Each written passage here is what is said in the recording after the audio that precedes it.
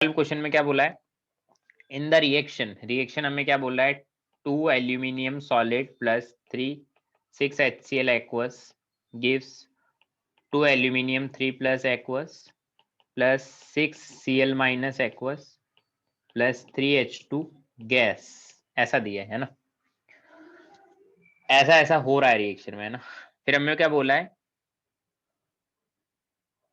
देखो फर्स्ट बोला है, हम ऐसा बोल सकते हैं क्या, हम ऐसा बोल सकते हैं एट एसटीपी पर moles is directly proportional to volume, moles और वॉल्यूम प्रोपोर्शनल होता है एसटीपी पर।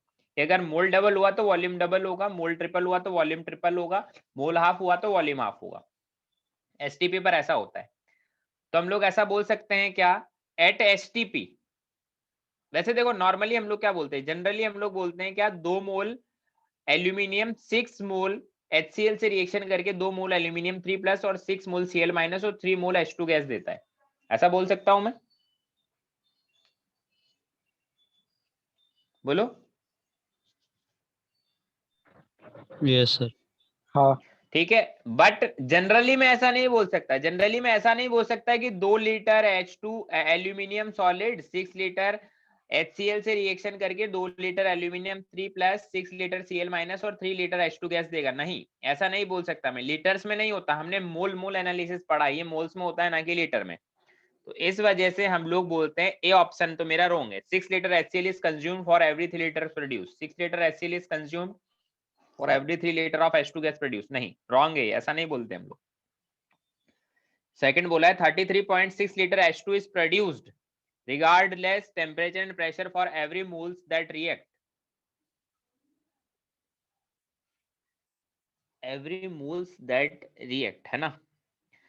तो देखो अगर मैं बोलता हूं, अगर रिएक्टेंट का 8 मोल्स में लूं, रिएक्टेंट का 8 मोल्स मतलब 2 मोल एल्यूमिनियम का और 6 मोल HCl का, 8 मोल रिएक्टेंट का लूं, तो हाइड्रोजन कितना प्रोड्यूस होगा, हाइड्रोजन ही पूछा ना, यस कितना प्रोड्यूस होगा, 3 मोल, बोलो। तो 1 मोल रिएक्टेंट लेता हूं तो हाइड्रोजन कितना प्रोड्यूस होगा, 3/8 मोल्स, ऐसा बोल सकता हूं।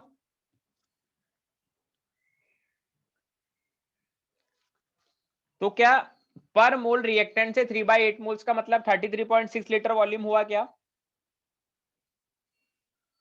बताओ यार। यहां से फर्स्ट ऑप्शन रॉन्ग हुआ है, यहां से सेकंड ऑप्शन, अरे आवाज आ रही है मेरी, हाँ सर आवाज आ रही है ठीक आपकी। है। तो सेकंड ऑप्शन यहां से रॉन्ग हो गया। थर्ड ऑप्शन बोला है 67.2 litre at STP is produce H2 for every mole of aluminium that react, aluminium के 2 मोल रिएक्ट करने पर हाइड्रोजन का 3 मोल प्रोड्यूस होता है, तो एल्यूमिनियम का 1 मोल रिएक्ट करेगा तो हाइड्रोजन का 3/2 मोल्स प्रोड्यूस होगा, 3/2 मोल्स का मतलब होता है 33.2 नहीं सॉरी 6 लीटर, 33.6 लीटर होता है 3/2 मोल्स का मतलब, ना कि 67.2, तो इस वजह से थर्ड ऑप्शन भी रॉन्ग हो गया। अब फोर्थ ऑप्शन को देखते हैं, एक्चुअल में उसको तो करेक्ट होना ही क्योंकि 1 2 3 हमने रॉन्ग अब बोल दिया। बोला 11.2 litre H2 gas at STP is produce for every mole of HCl consume, HCl का 6 मोल कंज्यूम होता है तो H2 का 3 मोल बनता है, HCl का 1 मोल प्रोड्यूस होगा, 1 मोल कंज्यूम होगा HCl का, तो इसका 3/6 मोल बनेगा मतलब half mole, that is 11.2 litre. क्या सही है फोर्थ ऑप्शन, ठीक है, तो फोर्थ यहां से करेक्ट आ गया। इसके बाद है 15 फिर 21 22, क्वेश्चन नंबर 15 में देखो क्या बोला है, 15 में बोला है the molality of a urea solution is the molality of urea solution of this gram, फिर क्या बोला है, added to this gram of water at STP, ठीक है। तो हमारे को यूरिया सॉल्यूशन दिया है NH2CONH2, उसको कॉम्प्लेक्स बना के दे दिया है, ये यूरिया है ना। इसका मोलैलिटी पूछा है, डेंसिटी दे रखा है ना, डेंसिटी नहीं वॉल्यूम दे रखा है, कितना 0.3, अच्छा 1 DM क्यूब का मतलब कितना लीटर होता है, 1 डेसीमीटर क्यूब मतलब how many litre, 1 litre 1 litre, 1 litre ठीक है। तो 0.3 लीटर ऑफ वाटर दिया है एट एसटीपी, ठीक है। द मोलैलिटी ऑफ यूरिया, और यूरिया का जो वेट दिया है, वेट ऑफ सॉल्यूट, वो कितना दिया है 0.01 ग्राम। तो यार यहां से नहीं आ रहा आंसर तुम्हारा, बताओ। देखो अब वाटर की बात कर रही है हम लोग। वाटर में, वाटर का मतलब क्या होता है, वाटर का डेंसिटी हम लोग जनरली कितना मानते हैं 1 ग्राम पर एमएल, 1 ग्राम पर एमएल या फिर 1 केजी पर लीटर। तो वाटर का वेट कितना मान सकते हैं, वेट ऑफ सॉल्यूशन कितना मान लें 0.3 केजी मान लूं। तो वेट ऑफ सॉल्वेंट कितना हो जाएगा 0.3 केजी में से 0.01 ग्राम माइनस कर दो तो अप्रॉक्स 0.3 केजी रहेगा वो। बोलो सॉल्यूट तो ऑलमोस्ट ना के बराबर है, तो वेट ऑफ सॉल्यूशन और वेट ऑफ सॉल्वेंट इक्वल आएगा क्या। हाँ सर। अब मोलैलिटी क्या होगा, मोल्स ऑफ सॉल्यूट, सॉल्यूट का ग्राम में वेट है 0.01 डिवाइडेड बाय इसका मॉलिक्यूलर वेट 60 होता है, divided by weight of solvent in KG वो दिस। इसको सॉल्व कर लेना आंसर आ जाएगा, ठीक है। क्वेश्चन नंबर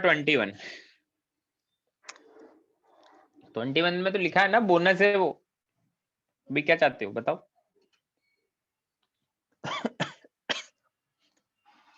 किसने पूछा डाउट, सर मैंने क्या नेहा। बताना हूं। देखो इस क्वेश्चन को सॉल्व करना, जहां पर 330 ml लिखा है उसको 345 ml मान के सॉल्व कर लेना, हो जाएगा। और वैसे इस तरह के क्वेश्चन हम लोग, इस तरह के क्वेश्चन हम लोग इसमें सॉल्व नहीं करते मोल कॉन्सेप्ट में, हम लोग इसके बाद आइडियल गैसेस पढ़ेंगे उसमें इस तरह के क्वेश्चन सॉल्व करते हैं। तो इस तरह के क्वेश्चन में वहां तुम्हें सॉल्व करूंगा, वहां पे देख लेना, ठीक है। ओके उसके सर। बाद है 22 फैक्चुअल है, इसमें मैं कुछ नहीं बता सकता।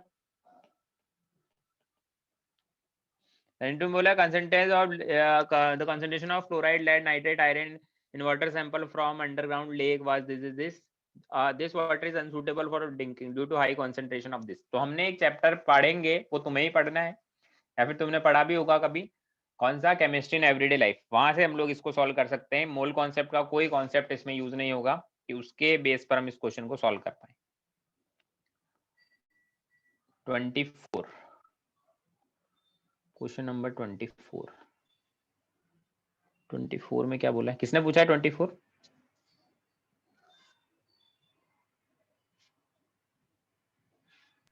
बताओ। सर नेहा। 75 केजी है हमारे पास, कोई पर्सन है जो 75 केजी का होता है ना। अब देखो उसमें क्या है, उसमें ऑक्सीजन भी है उसके अंदर कार्बन भी है उसके अंदर, हाइड्रोजन भी है उसके अंदर, नाइट्रोजन भी। ऑक्सीजन कितना है वो छोड़ो, उससे मतलब नहीं, ऑक्सीजन हम 61.4% है। कार्बन कितना है 22.9%। हाइड्रोजन कितना है 10%। हाइड्रोजन 10% है, मतलब इसमें हाइड्रोजन का वेट कितना होगा 7.5 केजी। तो उस पर्सन में 7.5 केजी हाइड्रोजन है, बोलो। हाँ सर। अब इसने बोला है the weight of person 75 KG person would gain if all hydrogen atom are replaced by this. अगर हाइड्रोजन एटम का मास में 1h1 से 1h2 कर दूं, मतलब मास को मैंने क्या करा, हाइड्रोजन एटम के मास को डबल किया है। तो जब हाइड्रोजन एटम का मास 75 का 10% मतलब 7.5 केजी आ रहा था, तो हाइड्रोजन के मास को डबल कर दूं तो 7.5 केजी से हाइड्रोजन का मास कितना हो जाएगा 15 केजी हो जाएगा, क्योंकि हमने डबल किया ना हाइड्रोजन के मास को, बोलो। हाँ सर। बाकी सब तो सेम है, ऑक्सीजन कार्बन नाइट्रोजन सेम है। तो यहाँ पर उस पर्सन ने कितना वेट गेन किया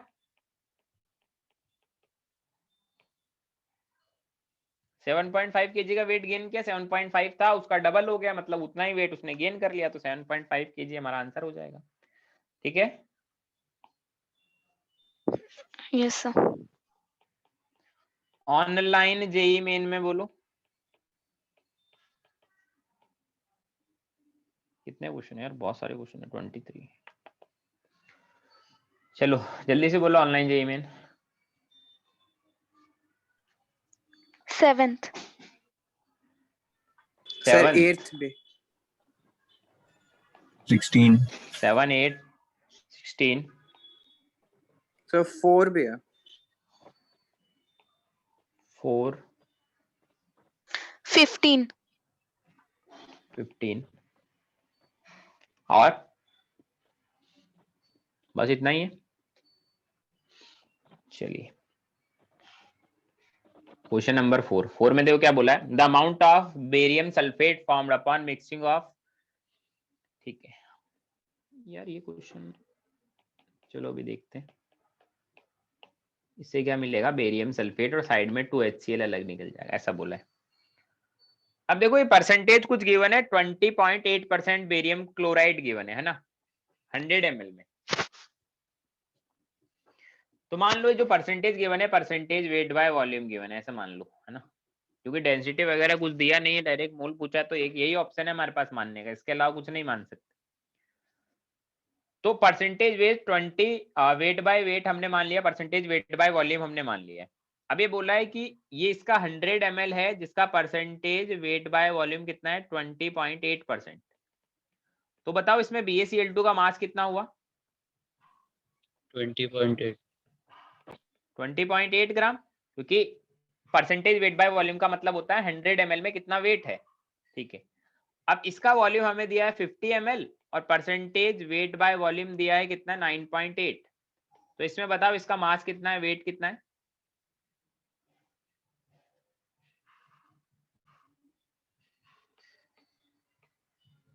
फोर 4.9 ग्राम।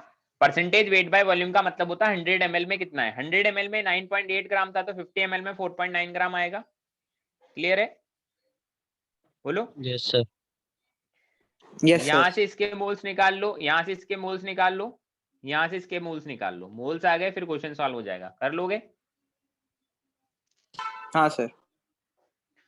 क्वेश्चन नंबर 7 में क्या बोला है, a sample of hydrate of barium chloride का वेट दिया है 61 was heated until the all water of hydration is removed, the dried sample का वेट इतना दिया है, the formula of hydrate salt is, अरे यार देखो 61 ग्राम दिया है ना हाइड्रेटेड का, उसको हीट किया, पूरा वाटर निकल गया, वो कितना बचा 52 ग्राम। मान लो ऐसा कुछ फार्मूला होगा BaCl2.XH2O, यहाँ से ये क्या बचा, यहाँ से ये बना BaCl2 और XH2O अलग निकल गया है ना। तो बोला फार्मूला क्या होगा, तो देखो अगर इसके मोल्स अगर मैं Y मानूं तो इसके कितने मोल्स बनेंगे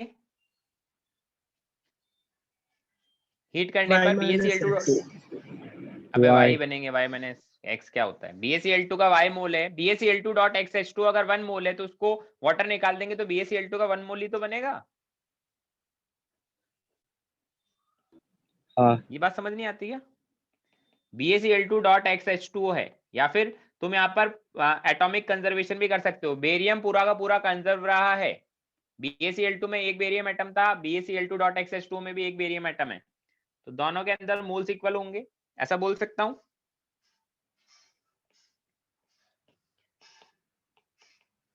हाँ सर। BaCl2 का मास क्या होगा, बेरियम का कितना दे रखा है 137, Cl2 का होता है 71, तो कितना हुआ 8 10 208, 208 प्लस 18x, और ये कितना होगा, ये होगा सिर्फ 208, यहाँ से x का वैल्यू निकाल लो, आंसर आ जाएगा। ठीक है,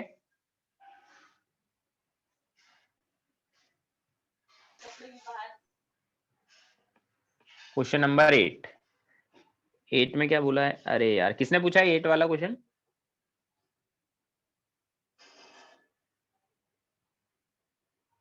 एट वाला क्वेश्चन किसने पूछा है, सर मैंने पूछा। प्रखर। तूने ये क्वेश्चन तूने मेरे से क्वेश्चन व्हाट्सएप पे भी पूछा था, तब भी मैंने तेरे को बताया था।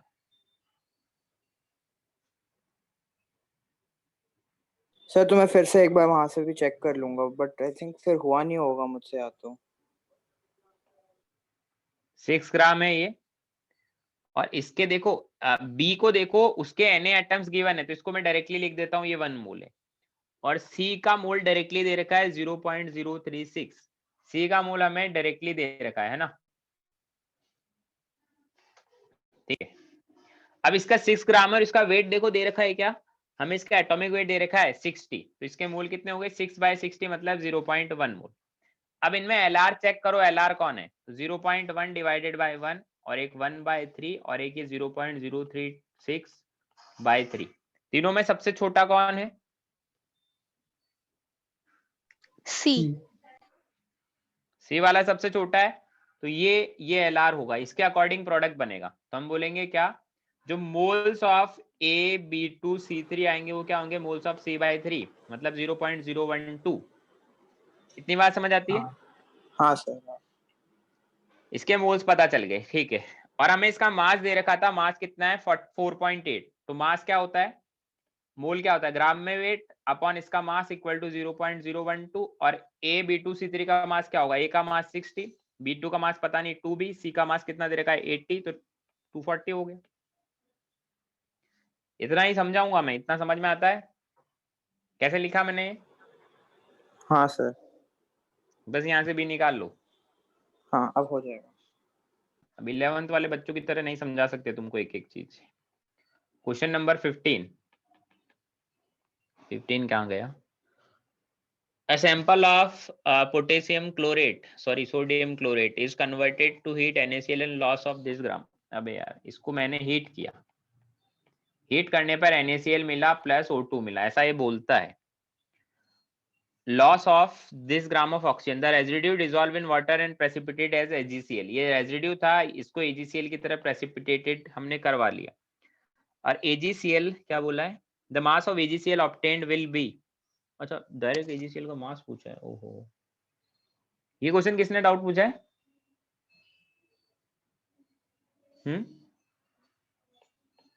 सर हाँ बोलो। मुझे ना अभी अर्जेंटली थोड़ा जाना है, तो मैं लेक्चर लीव कर दूं, बाद में मैं रिकॉर्डिंग देख लूंगी। ठीक है। ओके, अब थैंक देखो, यू सर। ये डाउट तुम्हारा ही था क्या? किसका था ये डाउट? अरे बोलो भाई, किसका था डाउट?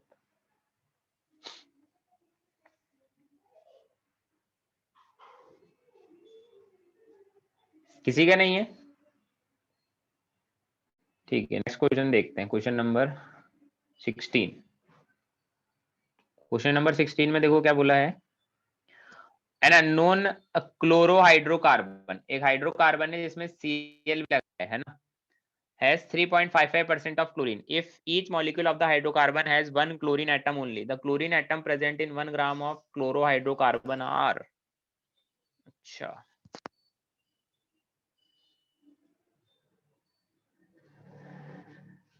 तो देखो ऐसा मान लो, हाइड्रोकार्बन CXHYCl, ये मेरा हाइड्रोकार्बन है, उसमें एक क्लोरीन एटम इसने बोला है, और 3.55% ऑफ क्लोरीन है ना।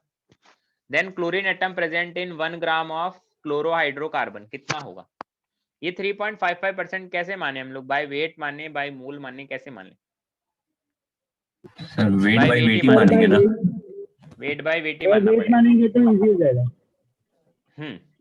क्योंकि मोल मानने का तो कोई सेंस ही नहीं है ना, क्योंकि इसके एक मोल में एक मोल ही क्लोरीन एटम है, तो बाय वेट ही मानना पड़ेगा। तो देखो इसके पूरे का वेट कितना है, 12x प्लस वाई प्लस 35.5। उसमें क्लोरीन कितना है, क्लोरीन है 35.5 इंटू 100 इज इक्वल टू 3.55। इसको सॉल्व करो तो ये आएगा 12x plus Y plus 35.5 is equal to 1000, ऐसे आएगा। Yes sir. अब अच्छा, एक इक्वेशन ये बन गई, ठीक है। अब इसने बोला है कि 1 ग्राम में कितना क्लोरीन होगा, तो इसका मोल निकालो। मोल कैसे निकालेंगे, ग्राम में weight upon molecular weight. Molecular weight कितना आया, ये क्या है, ये मॉलिक्यूलर वेट ही तो है 1000। 1 ग्राम में मोल कितने, तो मोल कितना आएगा 10⁻⁻3। इसके हाइड्रोकार्बन के मोल आ गए। तो मोल ऑफ क्लोरीन एटम कितना होगा, वो भी 10⁻⁻3 क्योंकि एक मोल से एक मोल क्लोरीन दे रहा है। तो मोल ऑफ क्लोरीन एटम आ गए, तो इसके नंबर ऑफ एटम्स कितने आएंगे, Na को मल्टीप्लाई कर लो 10⁻⁻3। ठीक है। हाँ सर। चलिए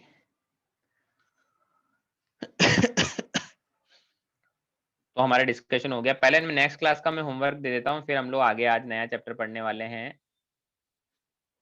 कौन सा चैप्टर पढ़ रहे हैं हम लोग? आइडियल गैसेस पढ़ेंगे आज हम लोग। आइडियल गैसेस मैं की कॉन्सेप्ट तुम्हें बता देता हूँ, कहीं जहाँ जहाँ दिक्कत आती है बच्चों को वो चीजें मैं पढ़ाऊंगा तुम्हें ना। देखो नेक्स्ट होमवर्क क्या करना है, पीरियोडिक टेबल का शीट मैंने तुम्हें सेंड कर दिया ना। हाँ सर।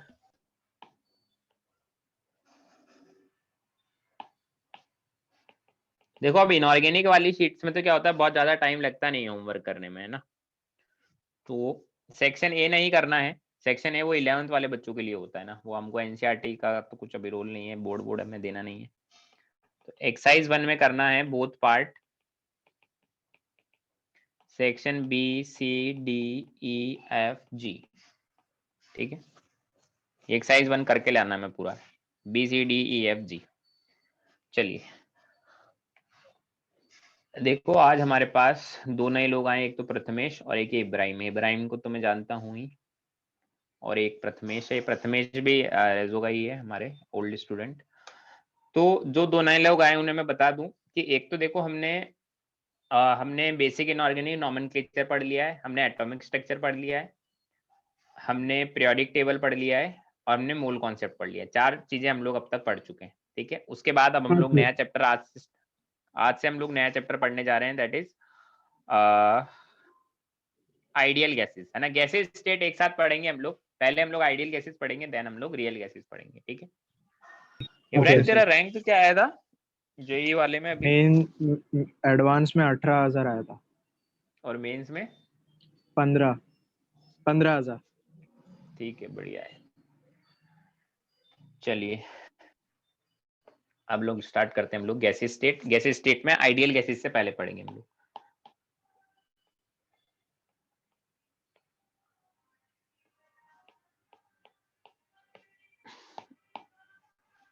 आइडियल गैसेस में देखो सबसे पहले हम लोग बात करते हैं किसके बारे में, आइडियल गैस इक्वेशन के बारे में। तुम्हें पता ही होगा कि आइडियल गैस इक्वेशन होती है। आइडियल गैस इक्वेशन होती है PV is equal to NRT. P का मतलब क्या होता है? प्रेशर। पी का मतलब होता है pressure exerted by gas molecules on the walls of the container,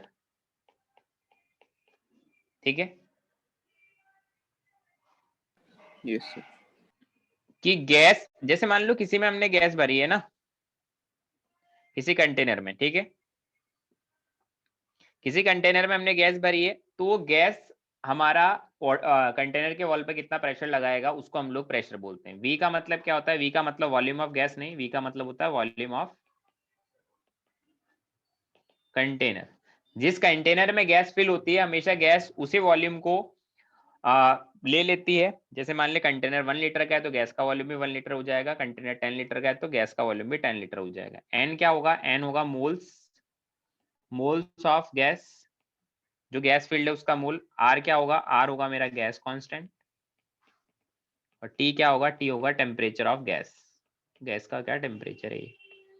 अब देखो इनके यूनिट्स के बारे में बात करते हैं। एक्चुअल में यूनिट तो मैं तुम्हें पहले भी बता चुका हूं, बट फिर भी मैं वापस से यूनिट्स बता देता हूँ ना कि यूनिट्स क्या क्या होती है। यूनिट के बारे में बात करते हैं तो यूनिट ऑफ प्रेशर के बारे में बात करें तो जो प्रेशर का एसआई यूनिट होता है, प्रेशर का एसआई यूनिट होता है पास्कल, मतलब न्यूटन पर मीटर स्क्वायर। पास्कल को लिखने का एक और तरीका है न्यूटन पर मीटर स्क्वायर। एक चीज जो हमें याद रखनी है क्या, 1 atm is equal to 1.01325 bar, ठीक है। और हमें पता है 1 bar is equal to 10⁵ pascal होता है। इसके अलावा एक चीज और होता है, 1 atm is equal to 760 mm of Hg या फिर 76 सेंटीमीटर ऑफ Hg, ठीक है, या फिर 760 टॉर। ये सारे इक्वल है आपस में, ठीक। तुमने पीएसआई करके कोई यूनिट सुना है कभी, प्रेशर का पीएसआई? No sir. ठीक है, कोई नहीं, वैसे तो यूज तो नहीं आता बट ठीक है मैं बता देता हूँ। 1 atm is equal to the 14.7 psi। psi का मतलब क्या होता है? psi मतलब होता है पाउंड्स पर इंच स्क्वायर, कि पर इंच स्क्वायर वाले एरिया में कितने पाउंड का प्रेशर लग रहा है। वो यूजफुल नहीं है, फिर भी ऐसे ही मैंने बता दिया।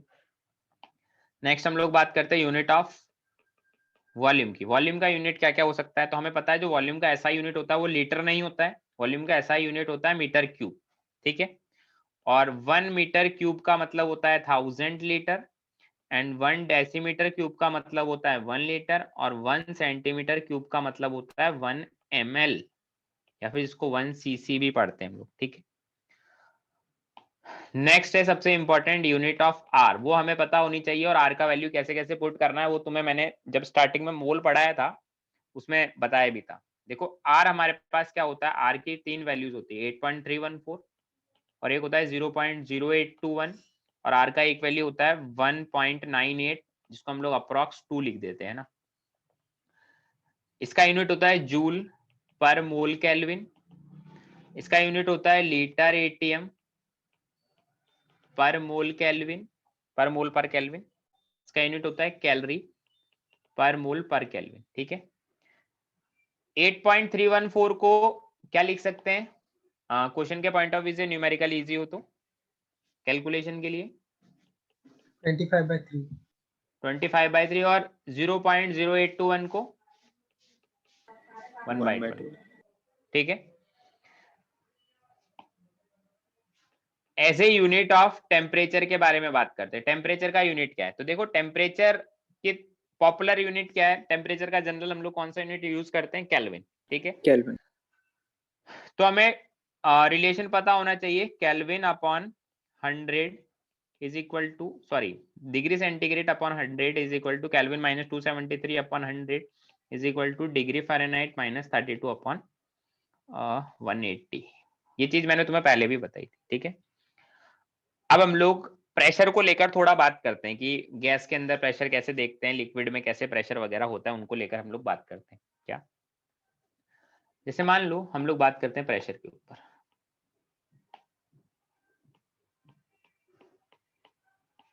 क्योंकि वो बैरोमीटर, फॉल्टी बैरोमीटर और वो क्या बोलते हैं मैनोमीटर वगैरह, उससे भी क्वेश्चन होते हैं कभी कभी।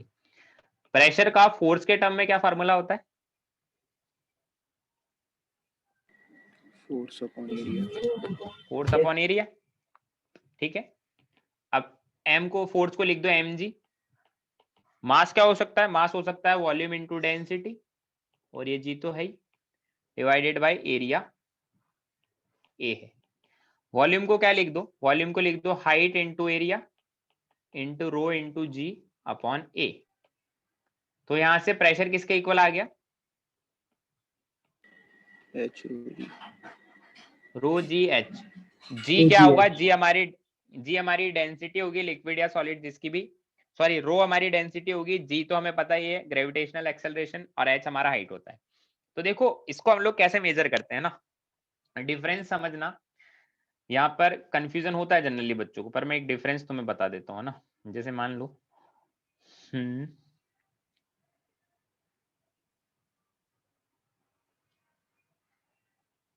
थोड़ा सा तिरछा हो गया, सीधा बना लेते हैं।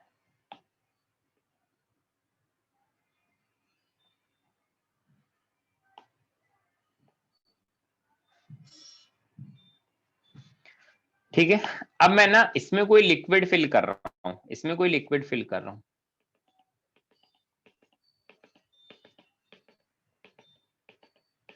लिक्विड और गैस में थोड़ा डिफरेंस है, वो डिफरेंस क्या है वही मैं बता रहा हूँ ना। इसमें लिक्विड है और इसमें मान लीजिए इसमें गैस है, जो रेड वाले डॉट बनाए ना, मान लो वो गैस है ना।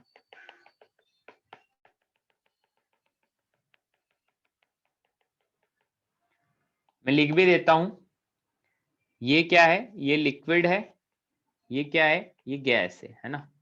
अब 3 पॉइंट्स मार्क करता हूं मैं, 3 पॉइंट्स में मार्क करता हूं, पॉइंट सी, 4 पॉइंट मार्क करता हूं, point B, point A, point D, या फिर इसमें भी सेम ऐसा करता हूं, एक पॉइंट यहाँ, एक पॉइंट यहाँ, एक पॉइंट यहाँ, और एक पॉइंट यहाँ, 4 पॉइंट मार्क कर दी।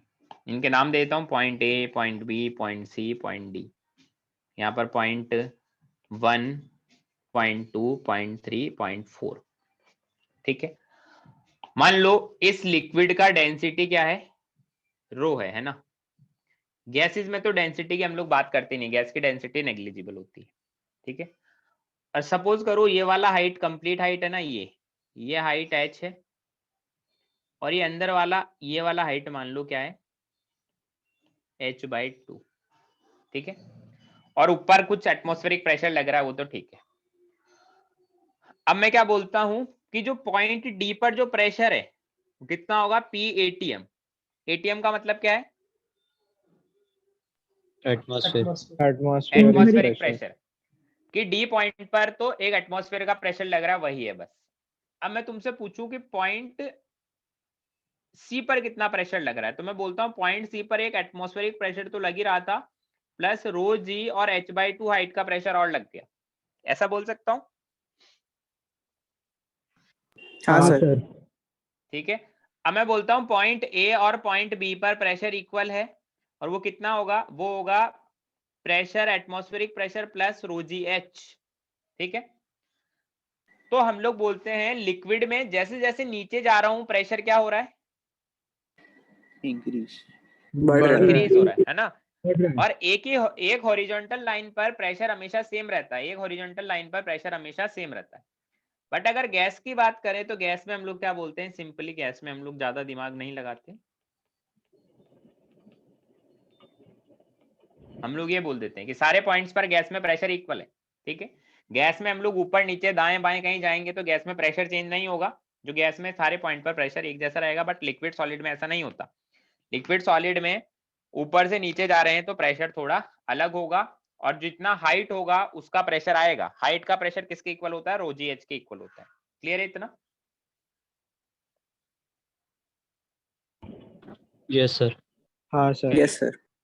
एक पॉइंट और बताता हूँ, एक पॉइंट और बताता हूँ। जैसे मान लीजिए ऐसा कुछ है ना, मैंने क्या बनाया, मैंने एक कंटेनर बनाया, एक कंटेनर बनाया ऐसा,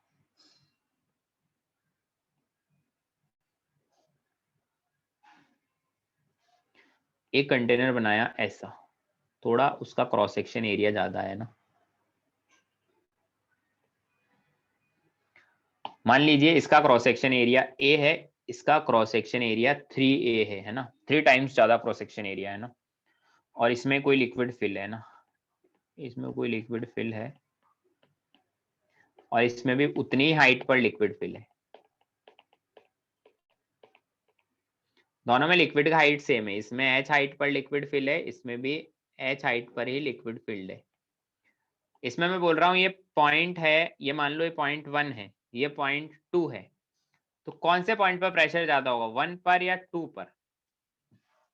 दोनों में सेम लिक्विड फिल है ना, इसका डेंसिटी भी रो है, इसका डेंसिटी भी रो है,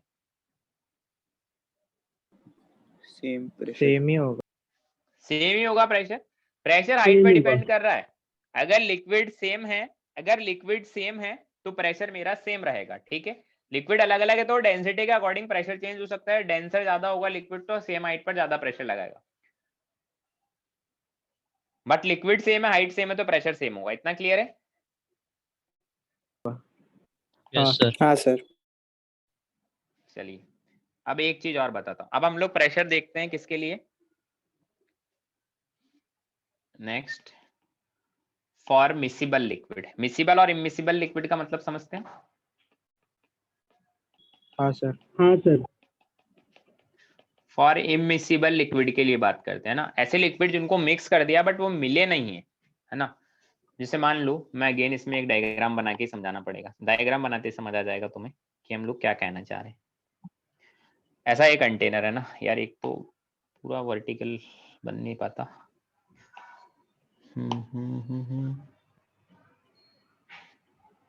ऐसा कुछ है। अब मान लो इसमें मैं अलग अलग तरह के लिक्विड फिल कर रहा हूँ, है ना। मान लो नीचे कोई लिक्विड फिल करा, ये अलग अलग कलर से मैं बता दूंगा ना। उसके ऊपर कोई ये व्हाइट कलर से लिक्विड फिल कर दिया, उसके ऊपर मान लो ये ग्रीन से कोई लिक्विड फिल कर दिया ना। अब मान लो इन तीनों की प्रॉपर्टी अलग अलग है। सपोज करो इस लिक्विड का डेंसिटी रो1 है, इसका डेंसिटी रो2 है, इसका डेंसिटी रो3 है। ये इसका हाइट कितना है, ये वाला हाइट मान लो h3 है, इतना हाइट मान लो H2 है, इतना हाइट मान लो H1 है ना, इतना इतना हाइट है। अब 3 अलग अलग पॉइंट्स पर मैं प्रेशर मेजर करूंगा। एक बार इस पॉइंट नंबर 1 पर प्रेशर मेजर करूंगा, एक बार इस पॉइंट 2 पर प्रेशर मेजर करूंगा, एक बार 3 पर और एक बार 4 पर। 4 पॉइंट्स पर प्रेशर मेजर करते हैं ना। तो प्रेशर P1 किसके इक्वल होगा? Atmospheric pressure. एटमॉस्फेरिक प्रेशर की। प्रेशर P2 किसके इक्वल होगा? PATM plus ρ1 GH1। PATM plus ρ1 GH1। Pressure P3 किसके इक्वल होगा? PATM ऊपर वाले में ρ2 ρ2 GH2 पे ऐड हो जाएगा। प्रेशर P4 किसके इक्वल होगा? तो इसको मैं डायरेक्टली लिख रहा हूँ P3 प्लस ρ3 GH3। इतनी बात समझ आती है? Yes sir. क्लियर है? ठीक है, ये तो था फॉर इमिसिबल लिक्विड। नेक्स्ट हम लोग बात करते हैं फॉर मिसिबल लिक्विड। अगर लिक्विड मिसिबल है तो क्या होगा? फॉर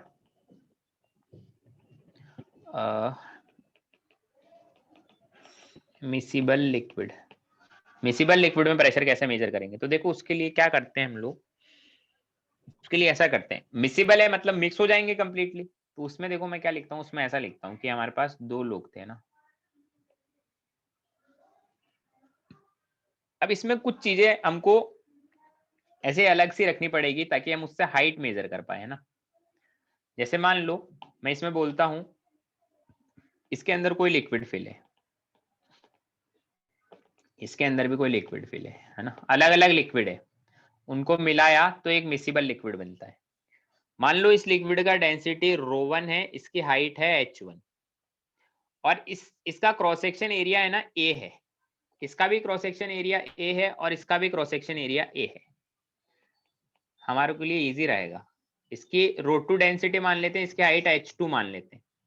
अब देखो इन दोनों तीनों कंटेनर का क्रॉस सेक्शन एरिया A है, तो यहाँ पर जो लिक्विड फिल होगा उसका हाइट कितना होगा? H1 plus H2। H1 plus H2 height तक जाएगा, ऐसा ही होगा। Yes sir. ठीक है, मान लो इसकी जो मिक्सचर की डेंसिटी है मिक्स आ गई वो, है ना। अब इसमें हम लोग क्या बोलते हैं कि सपोज करो अगर ये मिसिबल नहीं होते, इमिसिबल होते, तो इनके जो बॉटम पर जो प्रेशर आता वो क्या आता? ρ1 GH1 प्लस ρ2 GH2 आता प्रेशर। अगर ये मिसिबल नहीं होते तो इनके बॉटम पर प्रेशर यही आता, दोनों को मिलाते तो। Yes sir. बट ये तो मिसिबल है, तो प्रेशर कितना आया? रो मिक्सचर इंटू जी इंटू H1 प्लस H2। तो यहाँ से हम लोग बोल सकते हैं अगर मिक्सचर की डेंसिटी निकालनी हो मिसिबल लिक्विड में तो ऐसे निकाल सकते हैं, ρ1 GH1 plus ρ2 GH2 upon H1 plus H2।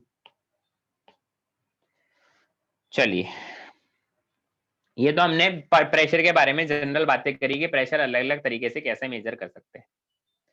इस पे बेस्ड क्वेश्चन मिलना बहुत मुश्किल है, ना ही शीट में मिलेंगे ना ही पेपर में कभी आएगा। बट ये बेसिक कॉन्सेप्ट है जो कभी कभी किसी क्वेश्चन में बहुत माइनरली यूज हो सकते हैं कहीं ना कहीं, इसलिए मैंने तुम्हें बताया। अब हम लोग हमारे बात करते हैं क्या नेक्स्ट, बैरोमीटर। बैरोमीटर से रिलेटेड क्वेश्चन तो पूछ से जा सकते हैं कहीं पर भी, तो हमें बैरोमीटर क्या होता है उसके बारे में आइडिया होना चाहिए और कैसे बैरोमीटर वर्क करता है। तो बैरोमीटर होता है क्या, क्या काम आता है बैरोमीटर? प्रेशर मेजर करना। हम लिखते हैं used to measure atmospheric pressure. Atmospheric pressure measure करने के काम आता है। कैसे, इसका क्या फंडा है, किस फंडे पर बेस्ड ये काम करता है? तो देखो ध्यान से सुनो, बहुत इजी है। बैरोमीटर का एक जनरल स्ट्रक्चर मैं बता देता हूँ ना कि मोटा मोटा बैरोमीटर कैसा दिखता है। अब इसके अंदर बैरोमीटर में कोई लिक्विड फिल होता है ना, जनरली हम लोग कौन सा लिक्विड लेते हैं?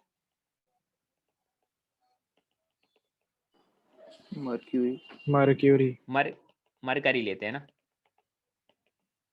इसमें हमने क्या फिल कर रखा? Mercury liquid. और उसका डेंसिटी हमें पता होना चाहिए, रो ऑफ मरकरी कितना होता है?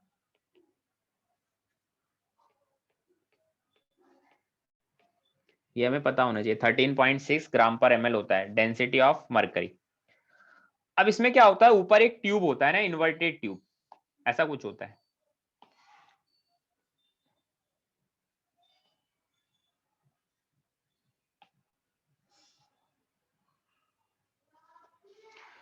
अब मुझे पता है एक चीज कि लिक्विड में हमेशा हॉरिजॉन्टल लाइन पर प्रेशर सेम रहता है, तो मैं क्या बोल सकता हूं, जो ए पॉइंट है वहां पर प्रेशर, जो बी पॉइंट है वहां पर प्रेशर क्या होगा, सेम रहेगा। सेम रहेगा। बट हमें पता है हम इस ट्यूब में क्या रखते हैं, वैक्यूम। तो ए पॉइंट पर तो एटमॉस्फेयर का प्रेशर लग रहा है, पर बी के ऊपर तो वैक्यूम है, मतलब बी पर कोई प्रेशर नहीं है, बट उसको प्रेशर ए के इक्वल रखना है, तो क्या होता है यहाँ पर लिक्विड क्या हो जाता है, ऊपर चढ़ जाता है। प्रेशर सेम बनाने के लिए कुछ ना कुछ तो करना पड़ेगा ना। हम्म, तो यहाँ पर ये लिक्विड ऊपर चढ़ गया, मान लो एच हाइट तक ऊपर चढ़ चुका है, ठीक है, एच हाइट तक लिक्विड मेरा ऊपर चढ़ गया है। तो इस बैरोमीटर में क्या करते हैं, एटमॉस्फेयर का प्रेशर ले जाने के लिए इसको एटमॉस्फेयर में ले गए, तो हम उसका हाइट मेजर कर लेते हैं, कितना हाइट एच ऊपर गया है। अब मुझे पता है pressure at A is equal to pressure at B, और प्रेशर एट ए कितना है, वो एटमॉस्फेरिक प्रेशर के इक्वल है, और प्रेशर एट पॉइंट बी कितना होगा, वो रो जी एच के इक्वल होगा, हाँ ठीक है। तो रो हमें पता है क्योंकि हमने मरकरी फिल किया 13.6, जी हमें पता होता है, एच हाइट कितना चढ़ा है वो हमें पता है। और मरकरी के लिए हम लोग क्या बोलते हैं, मरकरी में 1 atm प्रेशर प्रोड्यूस करना होता है, तो कितना हाइट इसको ऊपर करना पड़ेगा, 76 76 सेंटीमीटर। कॉन्सेप्ट समझ आया बैरोमीटर का, हम्म, ठीक है। अब जैसे मान लो इसमें एक तरह के क्वेश्चन और कैसे देते हैं, जैसे इसमें क्वेश्चन ऐसा देते हैं कि हमने क्या करा, हमने ऐसा बनाया ना, 2 बैरोमीटर बनाता हूं मैं अलग अलग, ये रहा, ये रहा, लिक्विड फिल कर रहे हैं दोनों में, लिक्विड अलग अलग फिल किया है ना, लिक्विड अलग अलग फिल किया, लिक्विड सेम फिल नहीं किया, 2 अलग अलग लिक्विड के 2 बैरोमीटर मैंने बनाए, और उनमें कभी कभी रिलेशन पूछ लेते हैं ना। 2 अलग अलग लिक्विड के मैंने बैरोमीटर बनाए, एक ऐसा होगा, एक ऐसा होगा, ठीक है। अब 2 अलग अलग लिक्विड के बैरोमीटर मैंने बनाए, तो क्या दोनों में सेम हाइट ऊपर जाएगा या अलग अलग हाइट जाएगा, अलग अलग अलग अलग अलग अलग हाइट जाएगा ना, क्योंकि ऑब्वियसली लिक्विड अलग अलग है तो उनका डेंसिटी अलग अलग होगा। मान लीजिए ये H1 हाइट गया, ये मान लीजिए लिक्विड H2 हाइट गया, इस लिक्विड का डेंसिटी ρ1 मान लीजिए, इस लिक्विड का डेंसिटी ρ2 मान लीजिए, तो इसमें जो एटमॉस्फेरिक प्रेशर बताएगा वो कितना बताएगा, ρ1 GH1 ρ1 GH1, इसमें एटमॉस्फेरिक प्रेशर कितना बताएगा, ρ2 GH2। ठीक है। और हमें ये पता है कि ये दोनों तो इक्वल है, क्योंकि ये दोनों ही एटमॉस्फेरिक प्रेशर को बता रहे हैं, तो ये दोनों इक्वल है, बोलो। हाँ हाँ सर। सर। तो यहां से हमारे पास एक इंपॉर्टेंट रिलेशन आया है, ρ1H1 is equal to ρ2H2। इस रिलेशन को हमें याद रखना है बैरोमीटर के अंदर। क्यों याद रखना है, इसका एक फंडा मैं बताता हूं क्यों याद रखना है। जैसे मान लो, मेरी बात सुनना ना, मैंने बोला क्या, मैं अगर मरकरी यूज करता हूं तो मुझे 13.6 वाला हमें मरकरी यूज करना पड़ेगा। 13.6 ग्राम पर ml उसकी डेंसिटी होती है मरकरी की। मरकरी यूज करता हूं तो मैं 76 सेंटीमीटर पर देखता हूं 1 atm का प्रेशर आता है, मरकरी यूज किया तो। अगर मान लो मैं एक ऐसा लिक्विड यूज करता हूं जिसकी डेंसिटी मरकरी से जस्ट हाफ है, तो वहां पर 1 atm का मतलब कितना सेंटीमीटर होगा,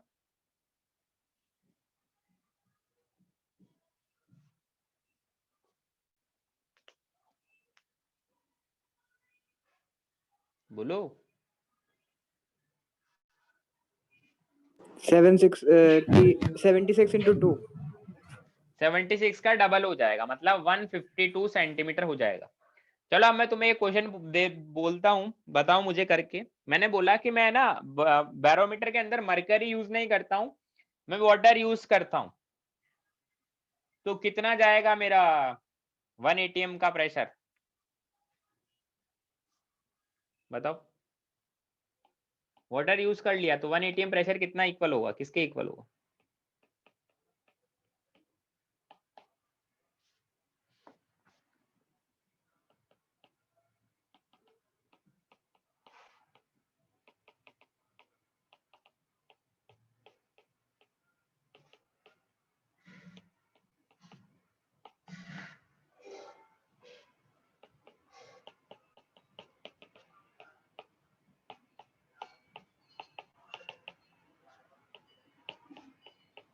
अरे बोलो यार, वाटर यूज करता हूँ मरकरी के बजाय, तो 1 atm प्रेशर कितने सेंटीमीटर के इक्वल होगा?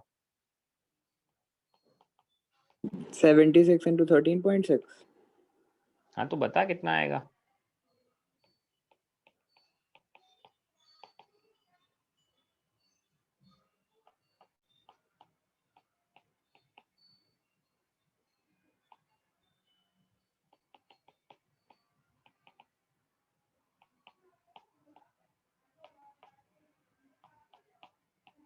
– 1033.6 centimeter. मतलब कितना मीटर हुआ? 10.3.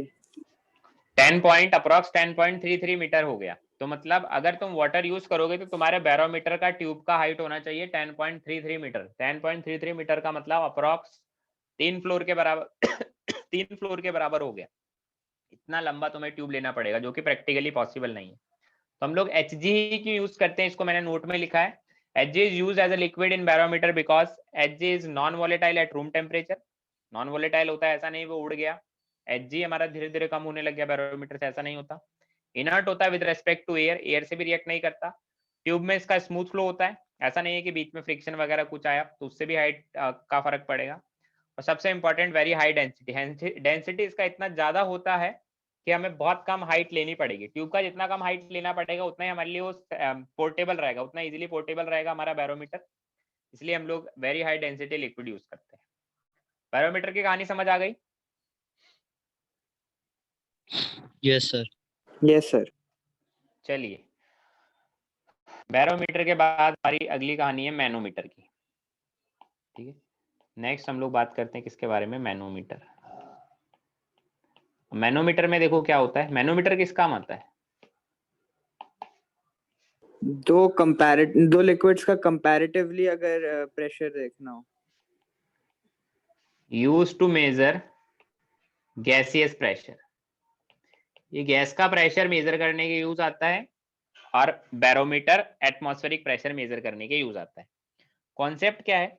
कॉन्सेप्ट क्या है इसका? कॉन्सेप्ट मैं तुम्हें एक बार समझा देता हूँ, देखो ध्यान से समझो।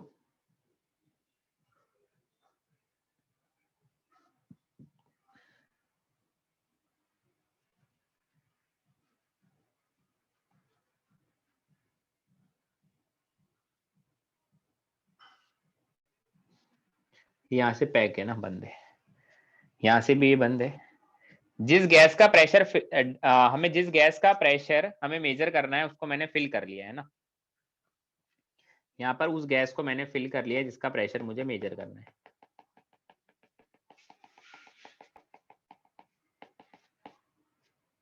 यहाँ पर क्या फिल है? मेरी गैस जिसका प्रेशर मुझे मेजर करना है। ठीक है, अब मान लीजिए पहले मैंने यहाँ पर इसमें मरकरी फिल किया था ना, मरकरी यहाँ पर फिल होगा, पहले गैस नहीं थी।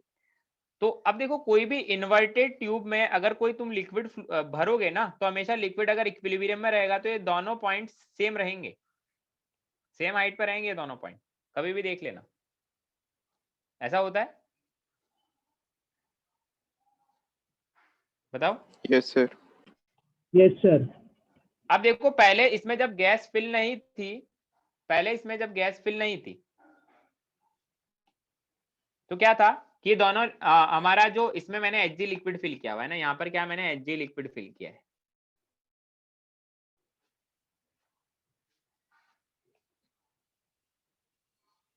ये क्या है? ये एचजी लिक्विड है। जब मैंने गैस फिल नहीं की थी तब एचजी लिक्विड ऐसा भरा हुआ था, और ऊपर यहाँ पर क्या है, यहाँ पर वैक्यूम है ना, इसकी वजह से यहाँ पर कोई प्रेशर वगैरह नहीं आ रहा। बट जब मैंने गैस फिल कर दी तो क्या गैस अपना प्रेशर लगाएगा? यहाँ पर मैंने Yes, gas sir. Fill Yes, करी तो sir. गैस अपना प्रेशर लगाएगा। मान लीजिए गैस के प्रेशर की वजह से मेरा जो एचजी है वो कुछ हाइट ऊपर चला गया। मान लीजिए मेरा एचजी अपने रेफरेंस पॉइंट से एच हाइट ऊपर चला गया, तो ये एच हाइट ऊपर गया तो इस एच हाइट का जो प्रेशर होगा वो पी गैस के इक्वल होगा। ऐसा मैं बोल सकता हूँ, P gas equal to rho G H. बोल सकता हूँ क्या?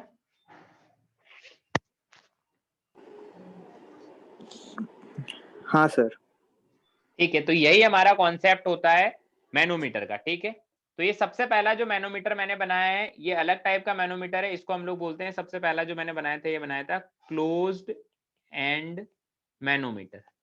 इसका जो एंड था ना वो क्लोज था, इसलिए इसको बोलते हैं क्लोज एंड मैनोमीटर।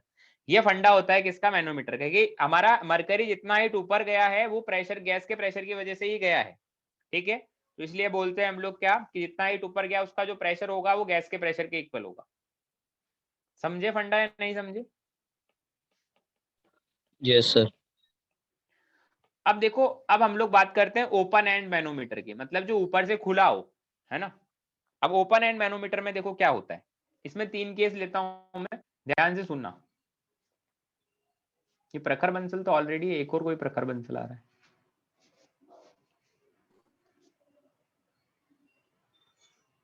कितने प्रखर बंसल है? प्रखर बंसल 2-2 बार कैसे है भाई, जल्दी बोलो। सर मैं तो एक ही डिवाइस से कर रहा हूँ। ठीक है, तेरे ये तू नहीं है ना, ये जो ब्लू वाला है ये? नहीं मतलब, अच्छा वो चला गया। पता नहीं कौन टाइम पास करता रहता है। चलिए अब ओपन एंड मैनोमीटर को ध्यान से समझना। ओपन एंड मैनोमीटर मैं बोलता हूं केस 1, केस 1 इसमें मैं बोलता हूं क्या, व्हेन जो मैंने गैस फिल करी है, व्हेन पी गैस, जो गैस मैंने फिल करी है उसका प्रेशर 1 atm हो, ठीक है। अब इसमें देखो डायग्राम कैसा आएगा, ध्यान से सुनना। मैंने मैनोमीटर ड्रॉ किया, थोड़ा ड्राइंग मेरा बेकार है बट कोई नहीं, समझना पड़ेगा तुम्हें ऐसा ही। अब एंड इसका ऊपर से एंड ओपन है, यहां से कौन प्रेशर लगाएगा, पी एटीएम, जो कि 1 atm के इक्वल होता है, एटमॉस्फेरिक प्रेशर लग रहा है, बोलो। Yes, sir. और यहां पर एक गैस फिल है ना, ये तो इधर से क्लोज है, और यहां पर एक गैस फिल है। गैस कितना प्रेशर लगा रही है,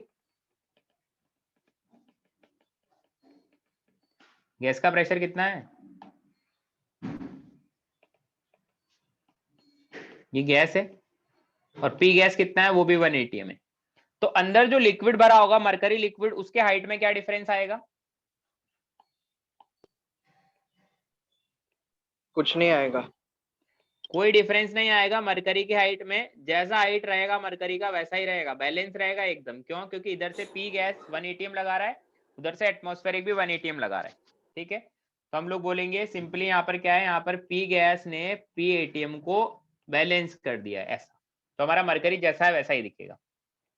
केस 2, केस 2 क्या है, हम लोग ऐसा बोलते हैं कि when P gas is less than 1 atm, मतलब गैस का प्रेशर 1 atm से भी कम है, और जनरली इसी केस में हम लोग मैनोमीटर का यूज करते हैं। तो इसमें क्या होगा, इसमें मरकरी किधर से अप होगा, राइट साइड से अप होगा या लेफ्ट साइड से अप होगा, जो मरकरी का कॉलम है? लेफ्ट साइड से, मतलब टुवर्ड्स गैस अप होगा। हाँ, टूवर्ड्स गैस अप होगा। क्यों अप होगा? क्योंकि इधर से जो जो प्रेशर लगा रहा है ना, इधर से जो लोग प्रेशर लगा रहे हैं वो कौन है, वो पी एटीएम है। इधर से प्रेशर पी एटीएम के इक्वल लग रहा है, मतलब 1 atm के इक्वल, ये तो क्लोज है। और इधर मेरा जो गैस फिल है, इधर जो मेरा गैस फिल है वो 1 atm से भी कम प्रेशर लगा पा रहा है, ठीक है।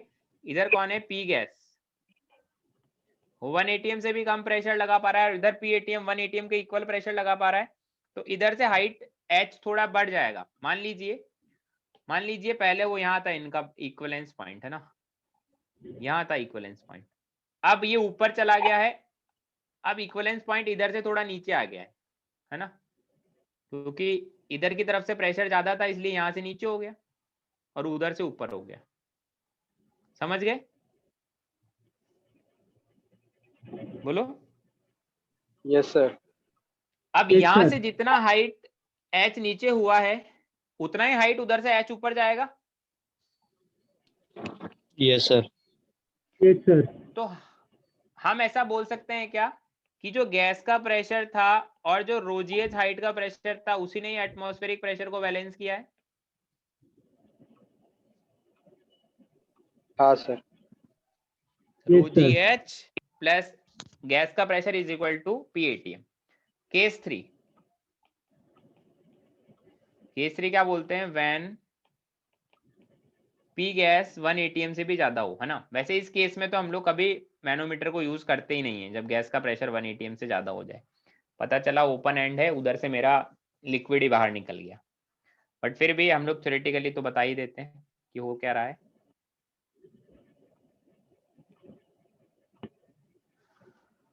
इधर से क्लोज है, अब ऑब्वियसली अंदर क्या है, गैस फिल है हमारी, गैस फिल है, गैस का प्रेशर ज्यादा है, ये गैस है मेरी, ये गैस है जिसका प्रेशर 1 atm से ज्यादा है ना। और इधर से मेरा पी एटीएम लग रहा है जो 1 atm के इक्वल है, तो ऑब्वियसली गैस का प्रेशर ज्यादा है। मान लो पहले अगर यहाँ पर था हमारा इक्विलिब्रियम पॉइंट, तो अब ऊपर हो जाएगा क्योंकि गैस का प्रेशर ज्यादा था, तो उसने उसको ऊपर उठा दिया है लिक्विड को। मान लीजिए अगर ये हाइट h है, तो हम क्या बोलेंगे, हम इक्वेशन क्या लिखेंगे, इक्वेशन बताओ। P gas is equal to PATM plus rho GH. P gas is equal to PATM plus rho GH। इतनी बात समझ आती है, Yes, sir. किसी को कोई दिक्कत तो नहीं है? नहीं है, चलिए नेक्स्ट हम लोग पढ़ते हैं क्या, फॉल्टी बैरोमीटर। फॉल्टी बैरोमीटर पढ़ा है पहले तुम लोगों ने? नहीं सर। किसी ने पढ़ा है?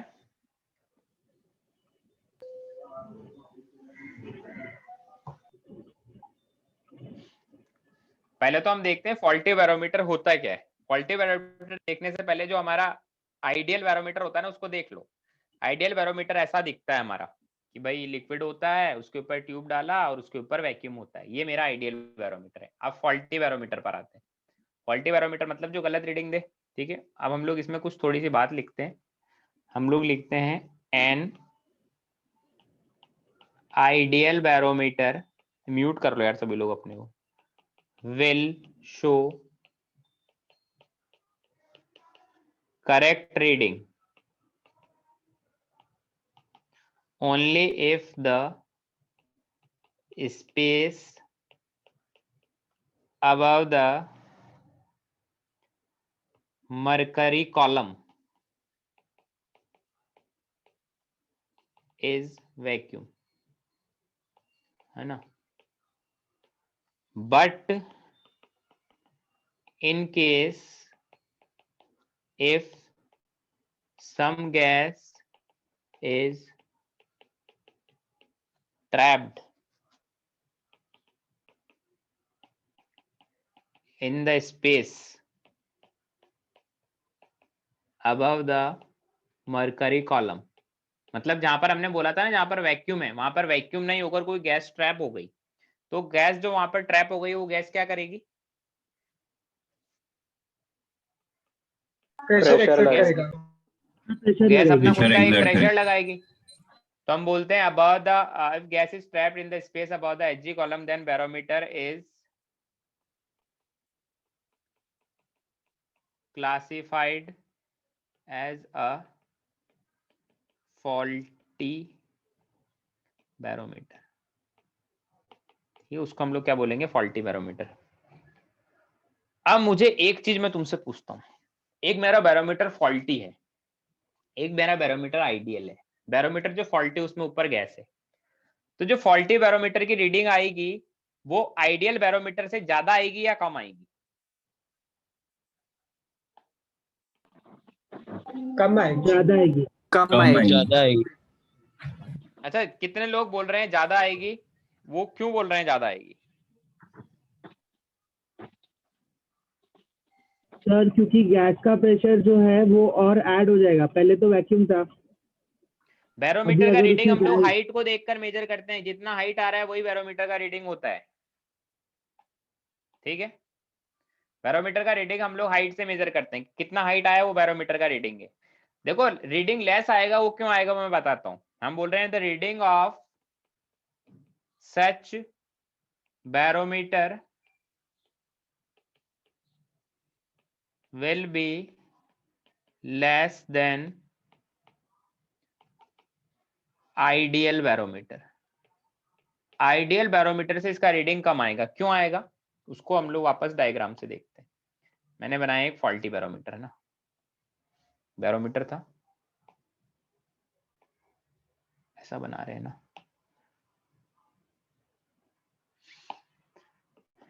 इसमें मान लीजिए यहाँ पर ऐसे मरकरी फिल है, Hg लिक्विड,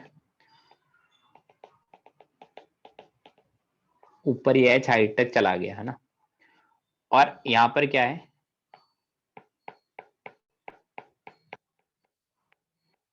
ये क्या है, ये गैस है। ठीक है, मान लीजिए इस गैस का प्रेशर कितना है, P गैस। तो मैं क्या बोलूंगा, यहाँ पर जो पॉइंट ए पर प्रेशर है वो पॉइंट बी पर प्रेशर उसके इक्वल है। पॉइंट ए पर प्रेशर कितना है, पॉइंट ए और पॉइंट बी का प्रेशर इक्वल है। पॉइंट ए पर प्रेशर कितना है, PATM. PATM. पॉइंट बी पर प्रेशर कितना है,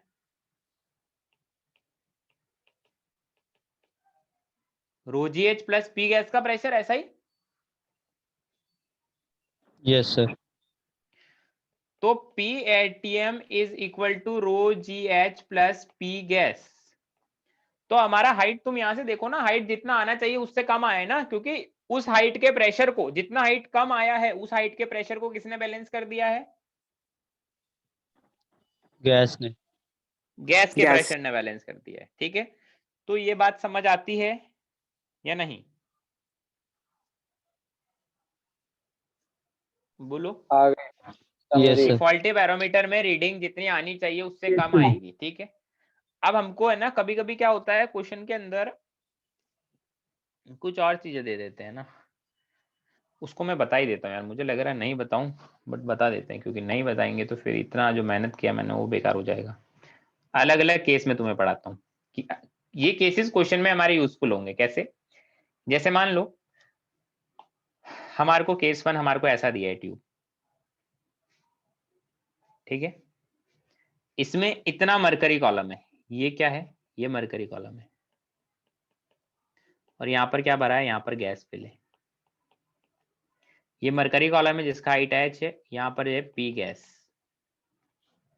और ऊपर है PATM का प्रेशर। मैं ऐसा बोल सकता हूँ क्या, P gas is equal to PATM plus ρgh, ऐसा बोल सकता हूँ केस 1 के लिए। Yes, sir. हाँ सर. हाँ सर. ऐसा इसलिए बोल रहा हूं क्योंकि ये गैस का प्रेशर है P गैस, वो इस वाले पॉइंट पर भी P गैस ही रहेगा, इस पॉइंट पर भी P गैस ही रहेगा। तो जो ऊपर वाला ग्रीन पॉइंट है उस पर प्रेशर कितना लग रहा है, P गैस के इक्वल, वो किसके इक्वल है, PATM प्लस ρgh। समझ आती है इतनी बात।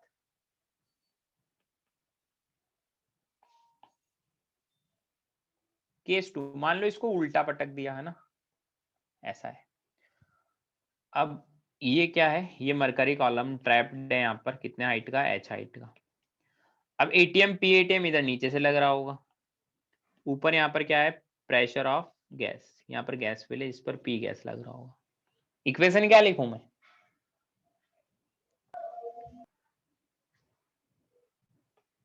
P गैस की इक्वेशन क्या लिखूं, PATM minus ρgh. PATM minus ρgh। देखो जो PATM होता है वो तो हर डायरेक्शन में लगता है, क्योंकि गैस का प्रेशर है, वो गैस का प्रेशर चारों डायरेक्शन में लगता है, लेफ्ट राइट ऊपर नीचे दाएं बाएं सब जगह से।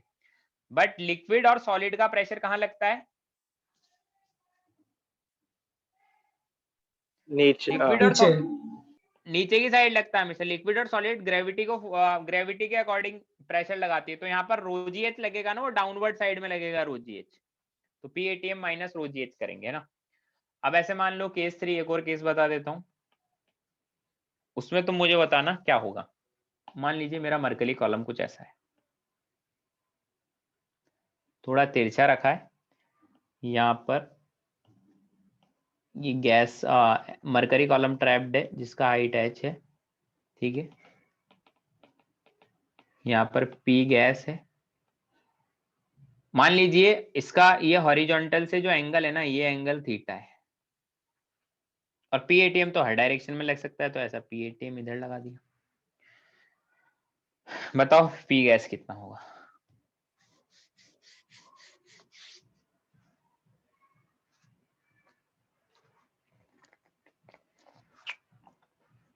जब तक मैं केस 4 का डायग्राम बना लेता हूं।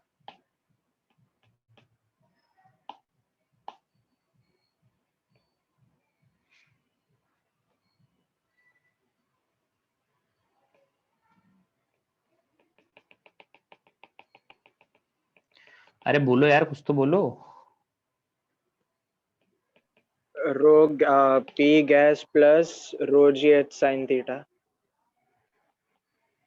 पी गैस प्लस, अरे पी गैस इक्वल टू बताना है। अच्छा sir P case two gas जैसा सेम इक्वल्स रहेगा क्या बोल रहा है कोई और, कुछ भी बोल रहा है, कौन बोल रहा है? सर। केस टू जैसा रहेगा, P gas is equal to P ATM minus two G. देखो पता नहीं क्या बोल रहे हो। रो जी एच ऐसा लगेगा, ग्रेविटी नीचे की तरफ, फिजिक्स में तो बात पढ़ा होगा। अब इसके दो कंपोनेंट है, एक कंपोनेंट इधर और एक कंपोनेंट परपेंडिकुलर। तो पी एटीएम वाला, जो पी एटीएम की डायरेक्शन में या अपोजिट डायरेक्शन में, उस कंपोनेंट को लेंगे। कौन सा एंगल थीटा है इनमें से, ये बता दो।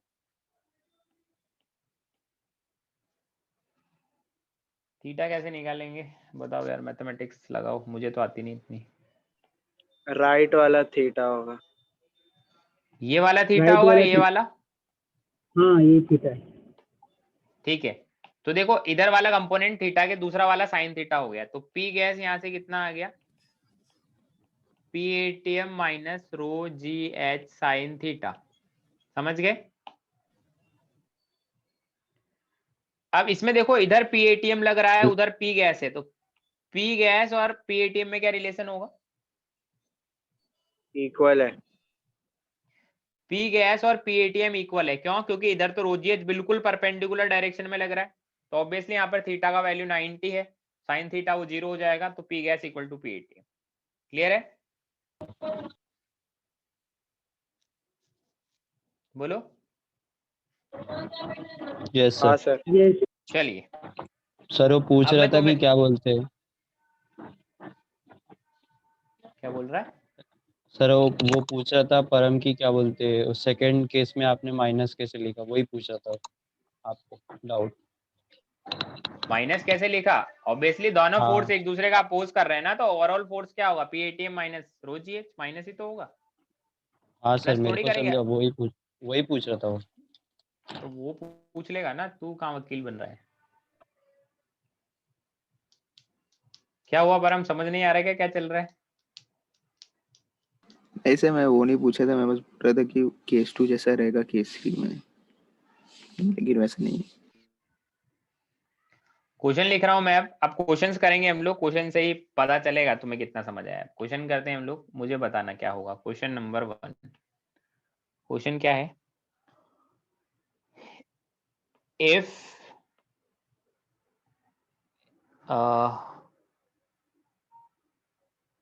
if this tube is placed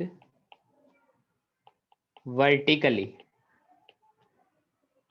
with open end upward, then length of air column will be, हमें क्या मानना है, टेम्परेचर को कांस्टेंट मानना है। हमारे पास एक ट्यूब है जो पहले हॉरिजॉन्टली रखी हुई, ये ट्यूब है जो पहले हॉरिजॉन्टली रखी हुई है ऐसे, जिसमें मरकरी का जो कॉलम है, मरकरी जगह का जो कॉलम है वो 15 सेंटीमीटर का है, और जो एयर का कॉलम है वो 18 सेंटीमीटर का है। अब ओपन एंड को ऊपर रखते हुए इसको मैंने वर्टिकली खड़ा कर दिया है ना, वर्टिकली इसको मैंने रख दिया, टेम्परेचर कांस्टेंट मानना है। तो अब इसका मरकरी जो एयर कॉलम है उसका हाइट कितना होगा? पहले तो बताओ, हाइट 18 सेंटीमीटर से ज्यादा होगा या कम होगा? कम होगा। ठीक है, कम होगा। कितना होगा, कितना हाइट होगा, ये बताओ।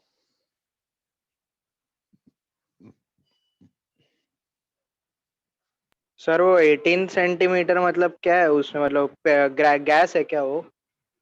हम्म,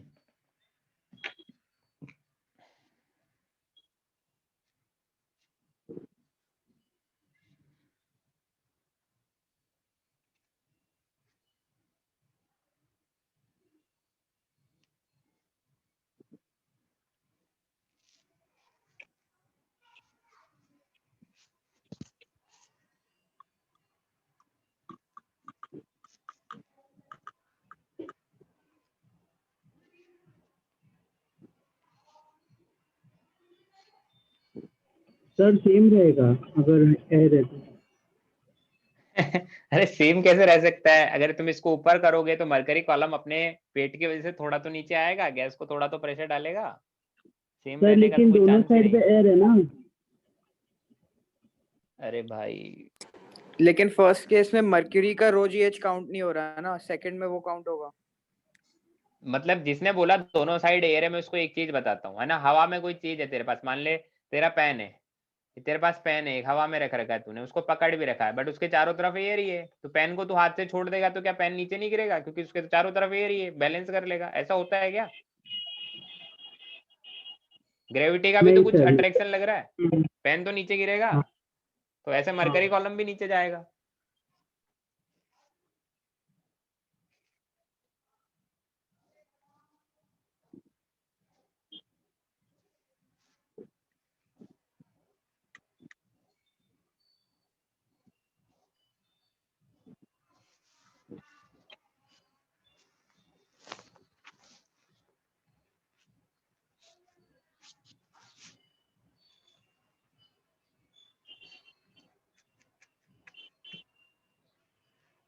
सर 2.22 सेंटीमीटर होगा क्या? नहीं,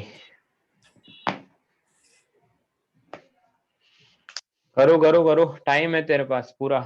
5 मिनट का और टाइम देता हूँ, सोचो आराम से।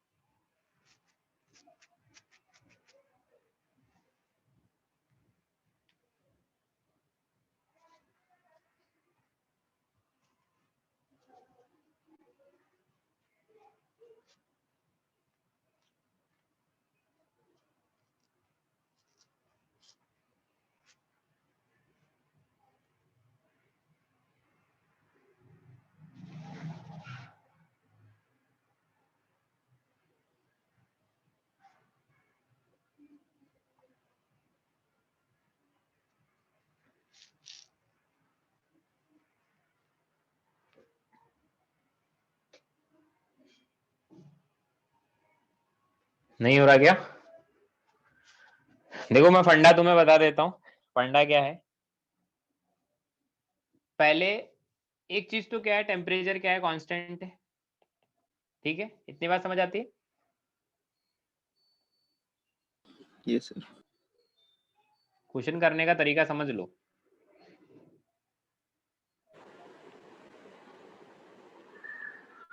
यहाँ पर क्या था, एयर फिल था, जिसका लेंथ कितना था, 18 सेंटीमीटर। ये लेंथ था 15 सेंटीमीटर।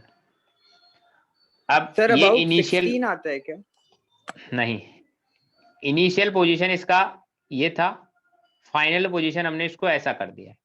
ठीक है, मरकरी कॉलम का लेंथ क्या चेंज होगा? वो तो 15 ही रहेगा। मान लो इसका लेंथ कितना हो गया, x। क्या इसके अंदर जो एयर फिल थी उसके मोल्स में कोई चेंज आया है? नहीं। मोल्स भी इसके गैस के कांस्टेंट रहे। तो PV is equal to nRT लगाओ।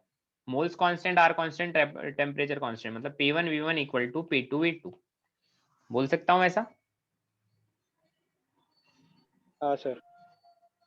ठीक है, तो पहले वाले कंडीशन, ये तो इनिशियल कंडीशन थी या फाइनल कंडीशन थी? इनिशियल कंडीशन पर गैस पर प्रेशर कितना लग रहा है? PATM। नहीं, 90 सेंटीमीटर का प्रेशर लग रहा है। अरे भैया एक तो 76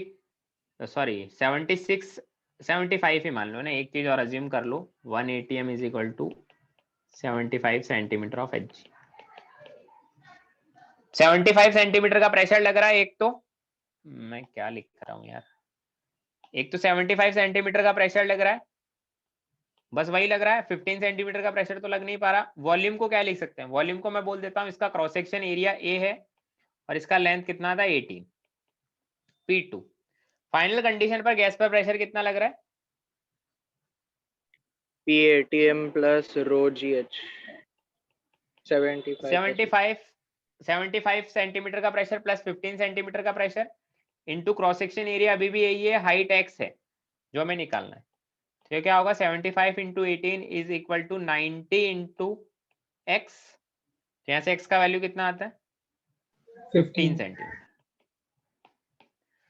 हमेशा इस तरह से करना है क्वेश्चन को, मोल कंजर्व करके P1 V1 equal to P2 V2 और प्रेशर हमने हाइट के टर्म्स में लिखा है हमेशा, तो दोनों तरफ हाइट के टर्म्स में लिखा है तो कोई फर्क नहीं पड़ेगा, यूनिट कैंसिल हो जाएगी। वॉल्यूम को हमेशा cross section area into height ही लिखे हमेशा, समझे? बोलो। हाँ सर।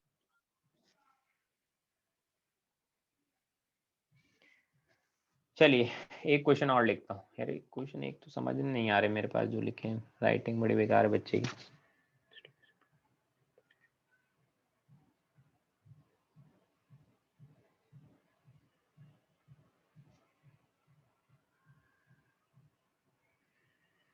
पता नहीं क्या लिखा है इसने, इतना सा लिखा है when this tube is placed with open and.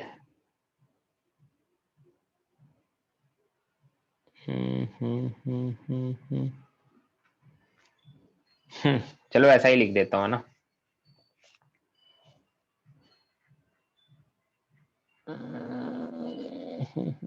एक सेकंड रुको, मुझे सॉल्यूशन से समझ आ जाएगा क्या बोलना चाह रहा है, कोई नहीं ऐसा लिख देता हूँ।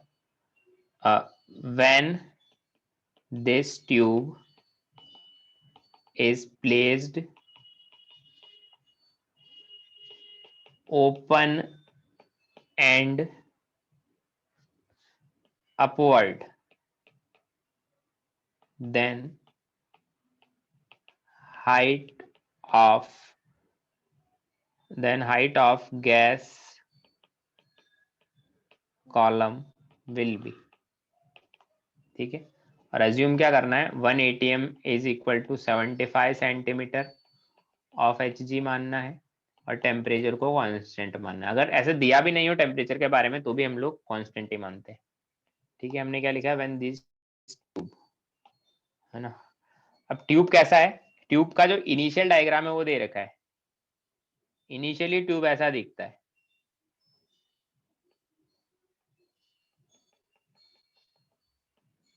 ये 5 सेंटीमीटर है ना, और ये वाला कितना है 12 सेंटीमीटर। इधर एयर ट्रैप्ड है मान लो। अब इसको अपवर्ड कर दिया हमने ओपन एंड को, तो कितना हाइट होगा ये बताना है, बताओ।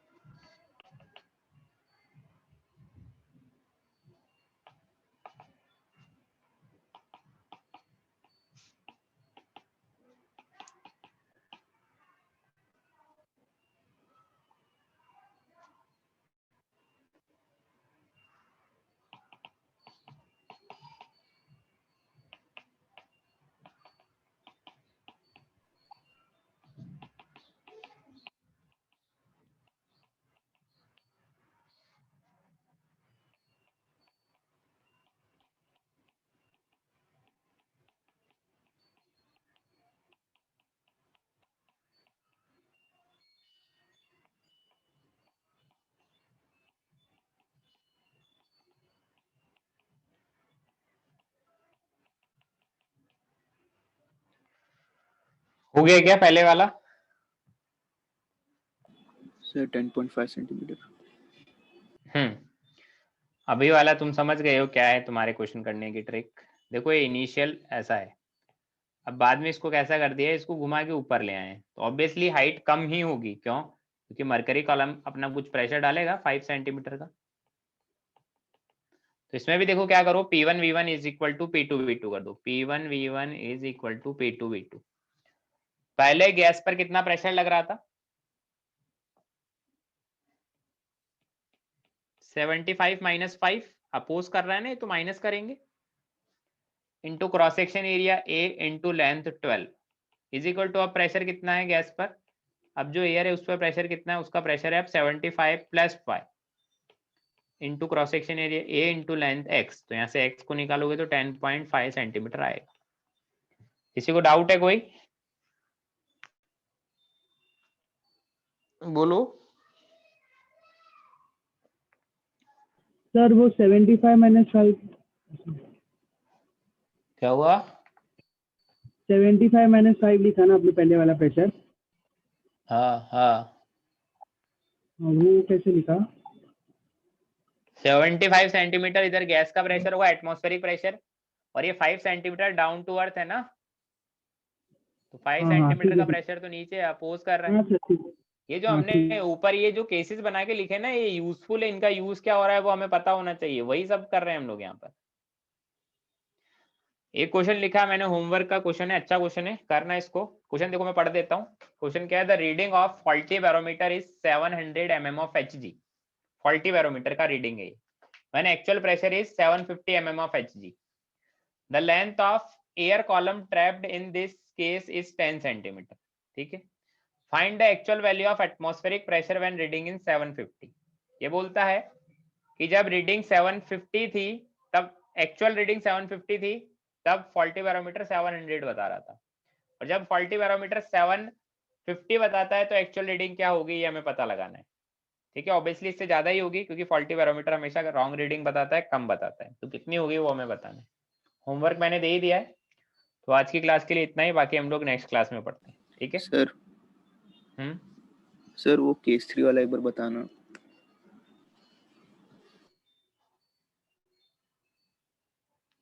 थीटा निकालना नहीं आता? हाँ सर, थीटा निकाल लिया, उसके आगे रो जी एच के दो कंपोनेंट होंगे, एक कंपोनेंट तो ये होगा रो जी एच कॉस थीटा, ये तो अपोजिट है प्रेशर के, इसका कोई फर्क नहीं पड़ता है, वेक्टर एडिशन ये सब फिजिक्स से यूज हो रही है। इधर रो जी एच साइन थीटा जो अपोजिट डायरेक्शन में है, तो पी गैस कितना होगा, पी एटीएम, माइनस करेंगे रो जी एच साइन थीटा, क्योंकि वो तो 180 पर अपोजिट लग रहा है ना। आप परपेंडिकुलर वाला हाँ सर, फैक्टर ठीक थोड़ी है सर। इफेक्ट डालेगा। हाँ सर। चलिए ठीक है, सर फिर नेक्स्ट अभी क्लास में तक पढ़ते हैं बाकी। डिस्कशन सर अभी तक क्या क्या हो गया है?